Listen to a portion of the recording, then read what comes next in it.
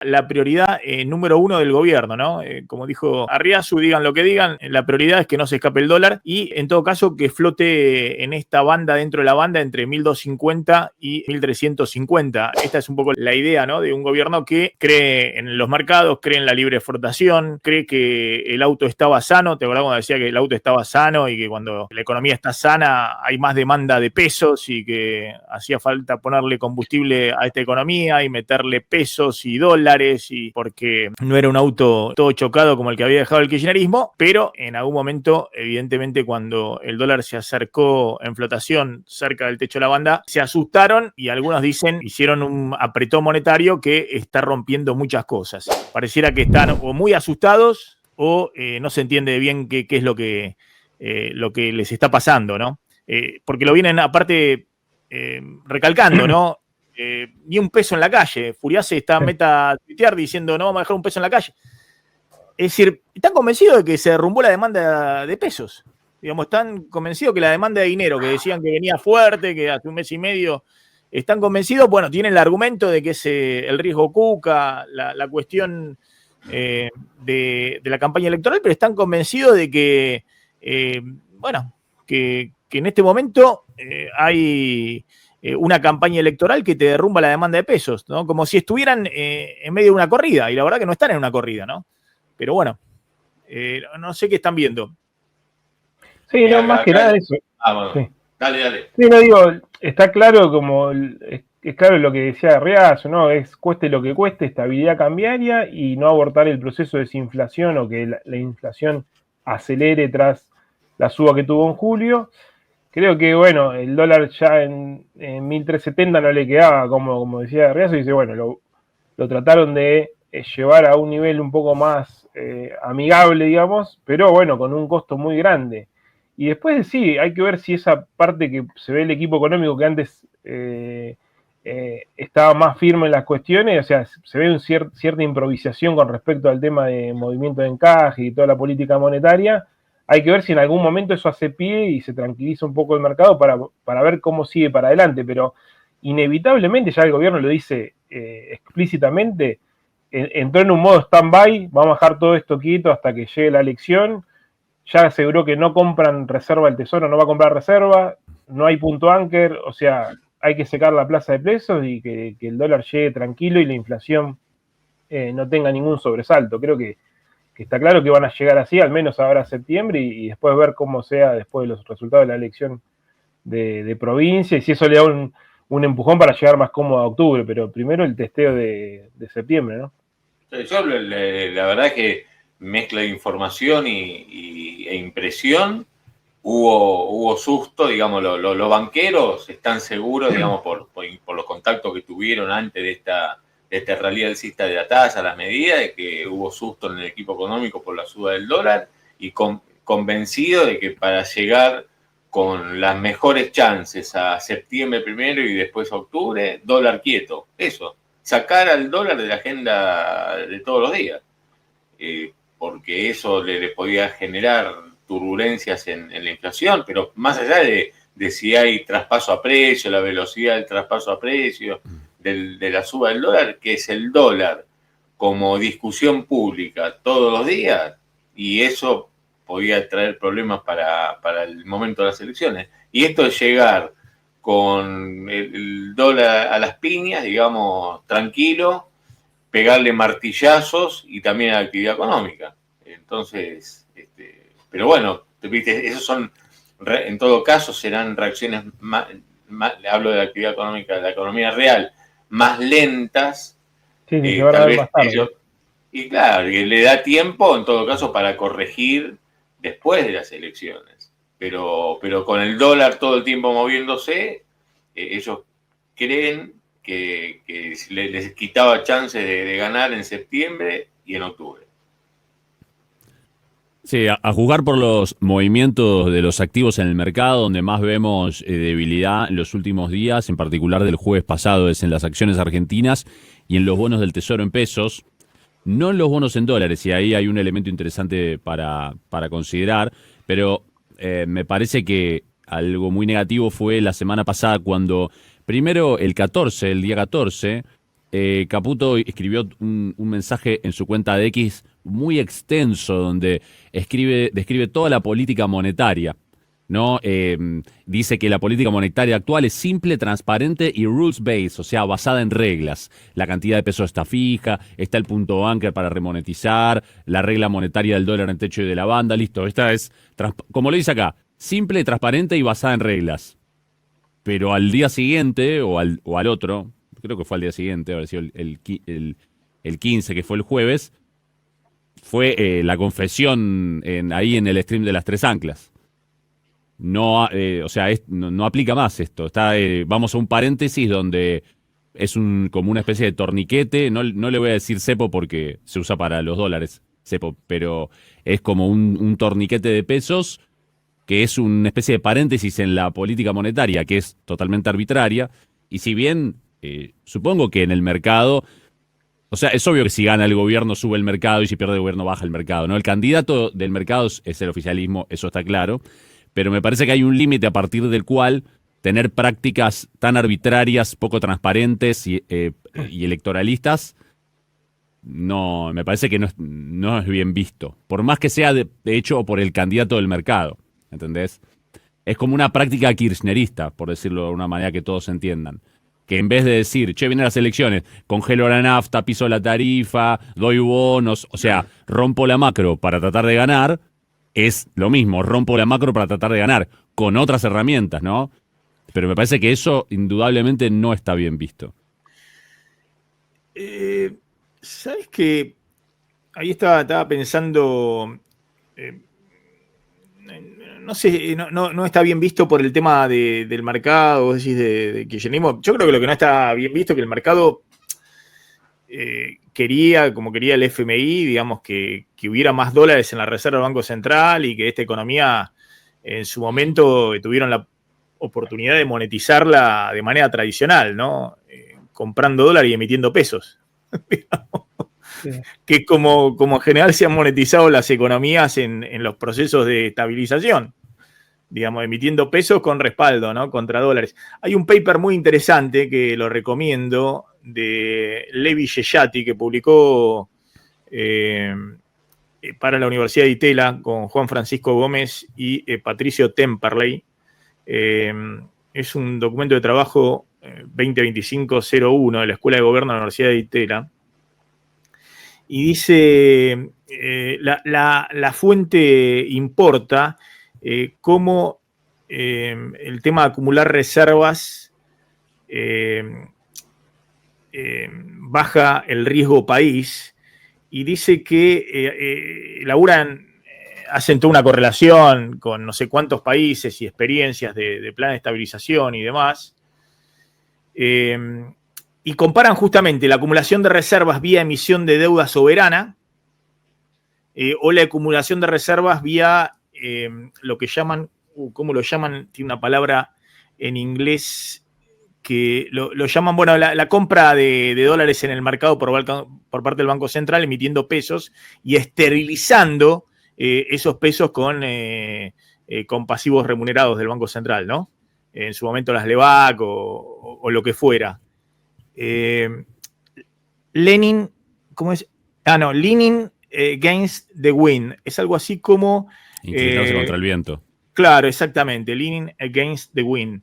Es algo así como, claro, exactamente, como ir contra el viento, ¿no? Como intervenir contra el viento. Y lo que llega a la conclusión es que la baja del riesgo país es mucho más importante cuando vos comprás, como quería el FMI, comprás dólares emitiendo pesos y después esterilizando con algún instrumento del Banco Central, sacando esos pesos, ¿no? Con algún instrumento del Banco Central, que cuando vos acumulás reservas emitiendo deuda.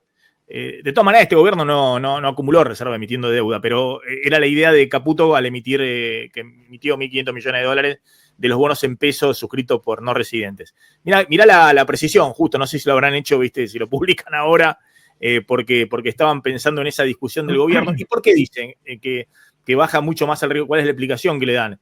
Y porque al mismo tiempo dice, cuando vos estás acumulando reservas aumentando un pasivo del tesoro, que es la deuda. Bueno, eso afecta la sustentabilidad de la deuda y por eso no baja en la correlación el riesgo país tanto como cuando vos acumulás de la manera tradicional reservas, ¿no?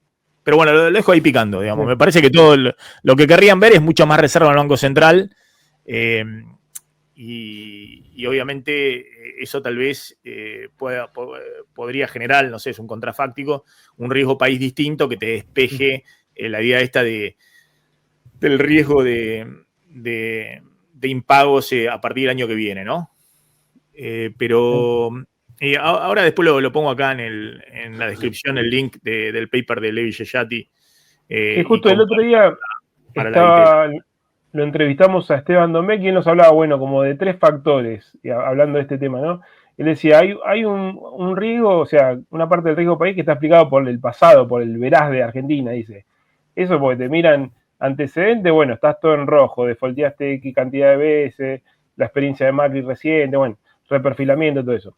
Otro factor, él decía que era el riesgo político, que era otro tercio, bueno, riesgo político, o el riesgo cuca, diría el gobierno, y otro tercio, o una parte que la explicará la no acumulación de reserva. Como lo partía en esos 3 ítems, bueno, está claro que todos hacen hincapié en que si necesariamente tenés que tener reservas propias para, bueno, está la correlación también que habíamos visto con los países que tienen más reservas con respecto a su riesgo país, ¿no? También, así que bueno, está claro que una parte que sea grande o chiquita que pondera en ese riesgo país es la no acumulación de reservas, ¿no?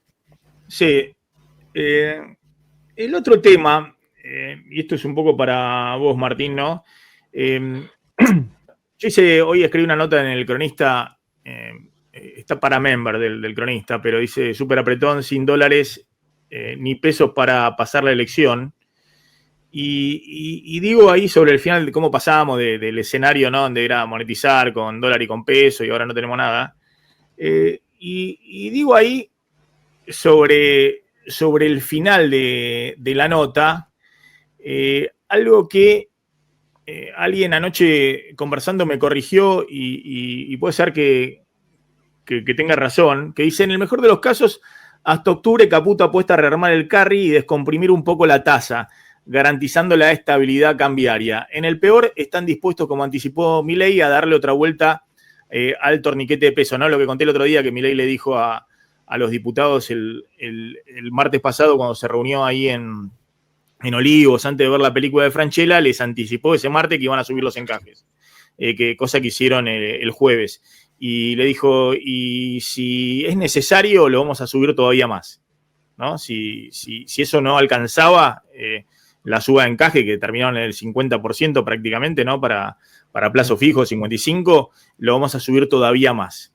Es decir, que iban a reforzar el apretón monetario. Y los diputados que lo vieron, sobre todo los que tienen algún conocimiento de economía, no voy a revelar ahí la fuente, pero lo vieron muy convencido con ese tema. Lo que me corregía alguien ayer es que en realidad no hay mucho espacio para que arme el carry, alguien del sistema financiero, de acá a octubre, porque con estas tasas, digamos, me decía, no sé, corregime Martín, que gran parte del carry se hace con palanca y con estas tasas cortas tan altas es muy difícil rearmar el carry trade o que alguien se arriesgue a armar un carry trade importante con estas tasas cortas, ¿no? De corto plazo. Y me decía, lo que están buscando es que nosotros lo dijimos, porque lo dijimos desde la experiencia, fuimos desde la anécdota de distintas empresas que nos contaban, es que las empresas escupan los dólares. Digamos, que las empresas pymes, las medianas, la que fuera, que tienen necesidad de capital de trabajo y demás, y que están estallado la cuenta corriente, el descuento de cuenta corriente, o no tienen acceso al crédito, los descuentos a cheque, se dispararon al 70%, lo contaba Lacha el otro día, que para descontar un cheque de $1.000.000 de pesos, a 90 días le sacan 170.000 pesos, que vendan dólares propios, que escupan los dólares. Y también lo que están buscando yo decía en la nota, si uno hace las cuentas de almacenero, que es las que dice Macroview, Pablo Goldín, para después de octubre, no te dan, en estos 5 meses no te dan las cuentas del mercado cambiario, es decir, te dan, vos ves oferta de dólares de un lado, ¿no? Que son las exportaciones, más la emisión de ON por parte de las empresas, suponiendo que se mantengan los niveles del último trimestre, más otros ingresos. Ves el promedio mensual y ves la demanda de dólares del otro lado, que son importaciones que se achiquen, ¿no? Y te da que tenés que ajustar el atesoramiento y viajes al exterior, tenés que ajustarlo muy fuerte, que tenés que ajustarlo de 3.500 millones de dólares mensuales a 1.000 o a 1.200 mensuales. Es decir, que eso se tiene que ajustar muy fuerte. Y además, presuponés que ni el Tesoro ni el Banco Central van a comprar dólares hasta diciembre para que no haya esa demanda de dólares. La única forma de que equilibre el mercado cambiario, es decir, la oferta de dólares que está proyectando, por ejemplo, Macroview, que no es difícil hacer la cuenta, que proyecta unos 7.500 millones de dólares mensuales, básicamente por las exportaciones y ON, y la demanda de dólares, básicamente importaciones y otros pagos, pero ahí te queda desequilibrado. Vos tenés que ajustar por lo menos a 1/3 los viajes al exterior o pagos con tarjeta de crédito al exterior, turismo y atesoramiento sobre todo. Y suponés que no compra nada el Tesoro y no compra nada el Banco Central. El gobierno dijo que obviamente hasta octubre, 26 de octubre, no va a comprar ni el Tesoro ni el Banco Central. Pero después de la elección del 26 de octubre, y el Banco Central tendría que comprar mucho, porque ahí tenés que una meta con el fondo en diciembre de 3.000 millones, que le descontás los pagos que hay que hacer, entonces tendría que comprar 6.000 millones, 5.000 millones entre el Banco Central y el Tesoro. Entonces, no te dan los números de oferta y demanda de dólares para este equilibrio del mercado cambiario. Salvo que haya una oferta de dólares impresionante después de la elección. Es decir, salvo que ingresen fuertemente capitales, que es un poco lo que dice el gobierno, ¿no? Que puede ocurrir. Pero bueno, o salvo que, y ahí voy, Martín, a esto, salvo que el ajuste recesivo de la tasa fuerte, con una economía que no crece desde marzo a abril, dicho por, no sé, por los números primero, ¿no? Pero después por Arriazu, por De Pablo, por Broda, por todos, te genera un ajuste muy, muy grande de la cuenta corriente. Es decir, que te caigan más las importaciones, ¿no? Que con este dólar un poco más alto te caigan más los viajes al exterior y que y puede ser que atesoramiento afloje, porque como parte del atesoramiento en el segundo trimestre fueron los propios chacareros que, ¿no? Que vendían la soja, tenían peso y iban a comprar dólares, ¿no? Sí. Pero si no cierran los números. Sí, no, el tipo de cambio no cierran los números. Algo sí que entres en una emisión de deuda muy fuerte, pero bueno, tampoco está en los papeles, ¿no? Claro, salvo que tengas una oferta muy grande de dólares después de la elección, es decir, básicamente que se derrumbe el riesgo país y que te lluevan los dólares, ya sea por emisión de deuda privada, porque puedas colocar ahí sí deuda pública, porque llueva inversión de cartera de corto plazo o porque salgan los dólares del colchón. Ahora, si eso no ocurre, si DMAP no ocurre, lo que se va a aplicar es el plan B FMI, ¿no? El plan B, y el plan B FMI es el que vienen escribiendo todo el tiempo. Dice, compren dólares como sea, y bueno, para comprar, si te queda muy cerca el techo de la banda, libera el mercado cambiario. ¿No? No vas a estar comprando dólares del Banco Central para llevarlo al techo de la banda vos y después tener que vender dólares, ¿no? Entonces comprá y tendrás otro equilibrio de tasa de interés y dólar, digamos. Sí, Maxi, pero ese equilibrio sería con un EMAE, en el mejor de los casos, planchado Y me parece que es un equilibrio que no es el que apunta el gobierno a llegar. Tal vez transitoriamente tengamos eso en el segundo semestre del año por producto de las elecciones y el esquema económico que el gobierno está implementando para tratar de favorecerse en las elecciones. Pero me parece que no es que, listo, llegamos a este equilibrio donde ajusta la cuenta corriente porque tenemos estas tasas y este dólar y listo, llegamos. Porque va a ser un equilibrio donde o el EMAE en el mejor de los casos no va a subir y en el no mejor de los casos va a empezar a caer. Y ya está. Ya estás en ese escenario casi, sí. Venía al 0,8 en el segundo trimestre, ahora estará en el 0,3. Por eso no le va a servir ese equilibrio, digamos. Y el gobierno hasta las elecciones considera que no es un problema el tema del nivel de actividad o el empleo, sino que el problema es lo que decían recién. Hasta las elecciones va a ser un equilibrio inestable. Después para tener un equilibrio estable tienes que cambiar algo.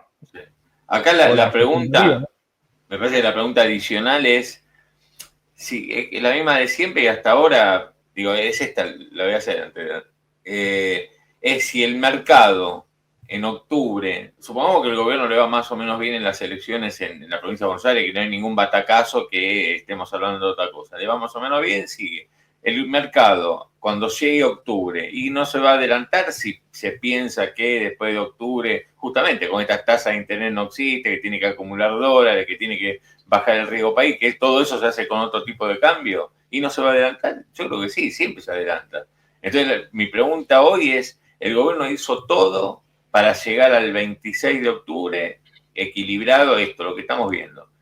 Mi pregunta es, ¿qué chances hay de que aún con estas tasas y la obsesión para que sacara el dólar de fuera de la agenda pública, igual llegue, pero porque el mercado te presiona antes de tiempo? Que fue lo que vimos viendo, porque el gobierno ya pensó que con el anterior esquema iba a llegar a octubre, no llegó. Esto estamos viendo porque no llegó con lo que tenía planteado. Entonces otra vez que no llegue. No, el gobierno pensaba llegar a octubre, pensaba que iba a funcionar el plan colchón, que ya en este año se iba a recobrar la confianza, vos ibas a bajar sustancialmente el riesgo país, iba a tener una economía bollante en octubre con una inflación de 0, algo. Bueno, eso es lo que no va a ocurrir. Maxi, ahora, ayer lo que me decía esta persona, me dice, mira, es muy fuerte el apretón monetario. Están algunos bancos pagando 55% por plazo fijo. Es muy fuerte y hasta octubre me dice el ajuste, van a romper todo en la economía real, pero no veía chance que bueno, las empresas van a soltar dólares, lo que fuera, dice, tiene que ocurrir algo muy dramático para que se te estabilice este esquema picapiedra, ¿no? Picapiedra en lo monetario. Claro. Es decir, me decía al contrario, ¿viste? Que lo veía estabilizado al dólar porque me decía, están largando, ¿viste? ¿Quién? Y además, del otro lado tenés el Banco Central con el FMI y demás, en una banda, en un dólar en 1.450. No sé, me decía que el problema no era ese, el problema no era la estabilidad del dólar. Es más, me decían, es un esquema hasta te diría más estable que el carry. Me decían, porque no se va a armar mucho carry.